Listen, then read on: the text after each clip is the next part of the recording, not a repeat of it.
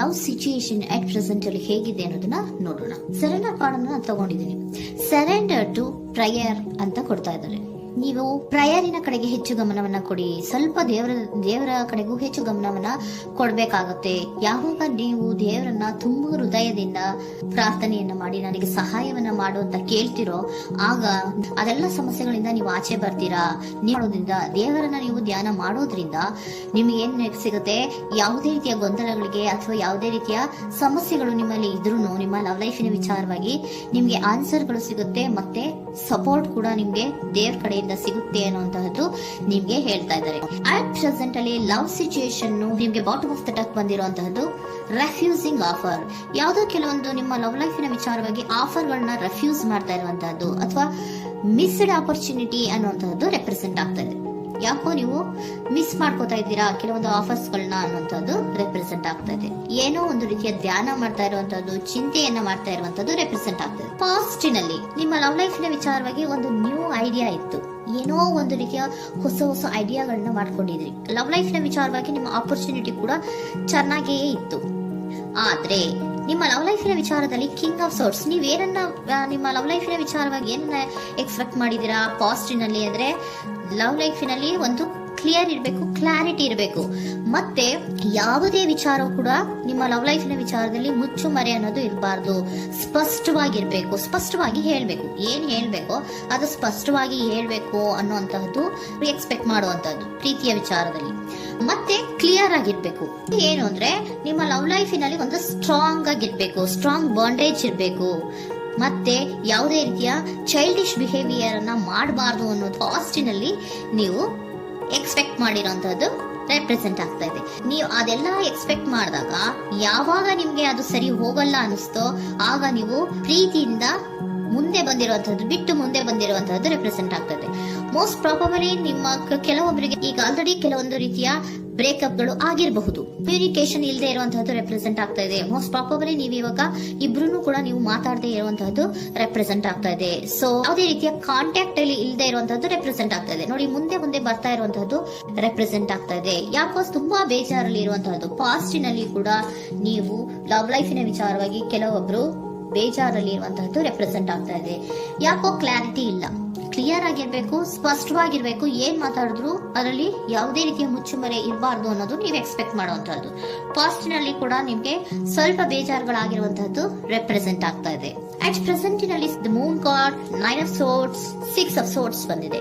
Moon card ಏನನ್ನ represent ಮಾಡುತ್ತೆ? Illusion ಅನ್ನ ರೆಪ್ರೆಸೆಂಟ್ ಮಾಡುತ್ತೆ. ಕೆಲವೊಂದು ರೀತಿಯ ಭ್ರಮೆಗಳನ್ನ ರೆಪ್ರೆಸೆಂಟ್ ಮಾಡುತ್ತೆ, ಆತಂಕಗಳನ್ನ ರೆಪ್ರೆಸೆಂಟ್ ಮಾಡುತ್ತೆ. ಮತ್ತೆ ನಿಮ್ಮ ಲವ್ ಲೈಫಿನ ವಿಚಾರದಲ್ಲಿ ಯಾವುದೇ ರೀತಿಯ ಸ್ಥಿರವಾಗಿ ಇಲ್ಲ, ಯಾವುದು ಕರೆಕ್ಟ್ ಆಗಿ ಇಲ್ಲದೆ ಇರುವಂತಹದ್ದು ನಿಮ್ಗೆ ರೆಪ್ರೆಸೆಂಟ್ ಆಗ್ತಾ ಇದೆ. ನೆಕ್ಸ್ಟ್ ಕಾರ್ಡ್ ಏನ್ ಬಂದಿದೆ? ಸೆಕೆಂಡ್ ಕಾರ್ಡ್ 9 of swords ಬಂದಿದೆ. ಇದರಲ್ಲೂ ಕೂಡ ನಿಮ್ಗೆ ಆತಂಕ ಇತ್ತು, ಇದರಲ್ಲೂ ಕೂಡ ಆತಂಕ ಇದೆ, ಭಯ ಇದೆ. ಕರೆಕ್ಟ್ ಆಗಿ ನೀವು ನಿದ್ರೆ ಮಾಡ್ತಾ ಇಲ್ಲ, ಯೋಚನೆ ಮಾಡ್ತಾ ಇರುವಂತಹದ್ದು ಈ ಎರಡೂ ಕಾರ್ಡ್ಗಳಲ್ಲೂ ರೆಪ್ರೆಸೆಂಟ್ ಆಗ್ತದೆ. ಇದರಲ್ಲೂ ಆತಂಕಗಳಿದೆ, ಇದರಲ್ಲೂ ಆತಂಕ.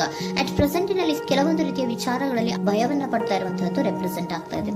6 of swords ಕೂಡ ಏನಾಗ್ತಾ ಇದೆ? ಮೂವಿಂಗ್ ಆನ್, ಮುಂದೆ ಹೋಗ್ತಾ ಇರುವಂತಹದ್ದು. ಬೇಜಾರಿಂದ ನೀವು ಮುಂದೆ ಹೋಗ್ತಾ ಇರುವಂತಹದ್ದು ರೆಪ್ರೆಸೆಂಟ್ ಆಗ್ತದೆ. ಅಟ್ ಪ್ರೆಸೆಂಟಿನಲ್ಲಿ ಯಾವುದೇ ರೀತಿಯ ಸಮಾಧಾನದಿಂದ ಇದ್ದಿರುವಂತಹದ್ದು ಈ ರೀಡಿಂಗ್ ಗಳಲ್ಲಿ ಕಾಣಿಸ್ತಾ ಇಲ್ಲ.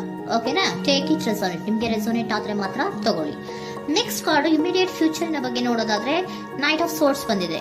ಅಂದ್ರೆ ಈ ಕೆಲವು ಬೇಜಾರುಗಳಿಂದ ಏನ್ ಈ ಮೂವ್ ಆನ್ ಆಗ್ತಾ ಇದ್ದೀರಲ್ವಾ, ಕೆಲವೊಂದು ವಿಚಾರಗಳನ್ನ ಕ್ವಿಕ್ ಥಿಂಕಿಂಗ್ ಅನ್ನ ಮಾಡಿ ನೀವು ಮುಂದೆ ಬರುವಂತಹದ್ದು, ಕೆಲವೊಂದು ಆಕ್ಷನ್ಸ್ ಗಳನ್ನ ತಗೊಳ್ಳುವಂತಹದ್ದು ರೆಪ್ರೆಸೆಂಟ್ ಆಗ್ತಾ ಇದೆ. ನಿಮ್ಮ ಲವ್ ಲೈಫಿನ ವಿಚಾರವಾಗಿ ಕ್ವಿಕ್ ಥಿಂಕಿಂಗ್ ಅನ್ನ ಮಾಡಿ ಏನ್ ಮಾಡ್ಬೇಕು, ಹೇಗ್ ಮಾಡ್ಬೇಕು ಅಂತ ಕ್ವಿಕ್ ಥಿಂಕ್ ಅನ್ನ ಮಾಡಿ ನೀವು ಮುಂದೆ ಬರುವಂತಹದ್ದು, ಮತ್ತೆ ಕೆಲವೊಂದು ರೀತಿಯ ಆಕ್ಷನ್ ಗಳನ್ನ ತಗೋತಾ ಇರುವಂತಹದ್ದು ರೆಪ್ರೆಸೆಂಟ್ ಆಗ್ತಾ ಇದೆ.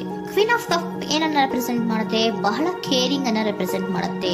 ಏನಿರ್ಬೇಕು ಲವ್ ಲೈಫಿನ ವಿಚಾರದಲ್ಲಿ? ನೋಡಿ, ನೀವು ನೋಡ್ತಾ ಇರೋದು ಹೇಗ್ ನೋಡ್ತಾ ಇದ್ದೀರಾ? ನಿಮ್ಮ ಲವ್ ಲೈಫಿನ ವಿಚಾರದಲ್ಲಿ ಏನಿರ್ಬೇಕು ಅಂತ ಎಕ್ಸ್ಪೆಕ್ಟ್ ಮಾಡ್ತೀರಾ? ಸ್ವಲ್ಪ ಸ್ಟೇಬಲ್ ಆಗಿರ್ಬೇಕು, ಬಹಳ ಕೇರಿಂಗ್ ಇರ್ಬೇಕು, ಎಮೋಷನಲ್ ಇರ್ಬೇಕು ಅದರಲ್ಲಿ ಅನ್ನುವಂಥದ್ದು ನೀವು ಎಕ್ಸ್ಪೆಕ್ಟ್ ಮಾಡುವಂತಹದ್ದು. ಈ ನಿಯರ್ ಫ್ಯೂಚರ್ ನಲ್ಲಿ ನೀವು ಆ ರೀತಿ ಎಕ್ಸ್ಪೆಕ್ಟ್ ಮಾಡುವಂತಹದ್ದು.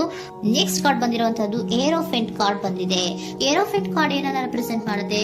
ಕೆಲವೊಂದು ವಿಚಾರಗಳ ಬಗ್ಗೆ ತಿಳ್ಕೊತಾ ಇರುವಂತಹದ್ದು, ಏನೋ ಕೆಲವು ವಿಚಾರಗಳ ಬಗ್ಗೆ, ನಿಮ್ಮ ಲವ್ ಲೈಫಿನ ವಿಚಾರಗಳ ಬಗ್ಗೆ ತಿಳ್ಕೊತಾ ಇದ್ದೀರಾ.